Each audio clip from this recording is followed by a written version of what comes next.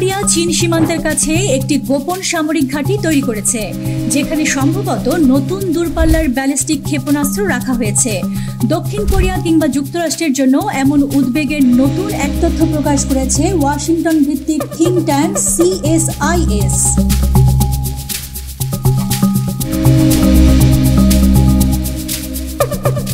গার্ডিয়ানের এক রিপোর্টে বলা হয়, CSIS এর ওই প্রতিবেদনে সিনপুংডং নামের গোপন এই ক্ষেপণাস্ত্র পরিচালনা ঘাঁটির অস্তিত্ব প্রথমবারের মতো বিশ্বের কাছে উঠে এসেছে।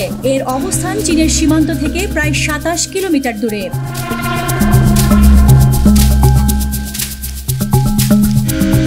প্রতিবেদনে বলা হয়েছে, উত্তর পিয়ংগিয়ান প্রদেশের ওই স্থানে সম্ভবত 6 থেকে 9টি পারমাণবিক সক্ষমতার আন্তঃমহাদেশীয় ব্যালিস্টিক ক্ষেপণাস্ত্র ও লঞ্চার রাখা হয়েছে। এই অস্ত্রগুলো পূর্ব এশিয়া এবং যুক্তরাষ্ট্রের জন্য পারমাণবিক হুমকি তৈরি করতে পারে।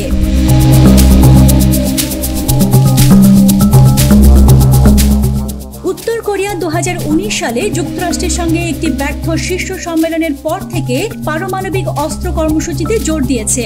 দেশটির নেতা কিম জং উন সম্প্রতি দ্রুত পারমাণবিক সক্ষমতা সম্প্রসারণের আহ্বান জানিয়েছেন।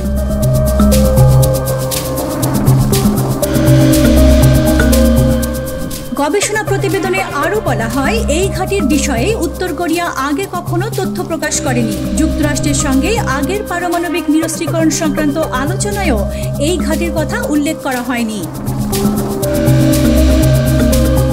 পতাকা প্রহরী, বাংলাদেশ।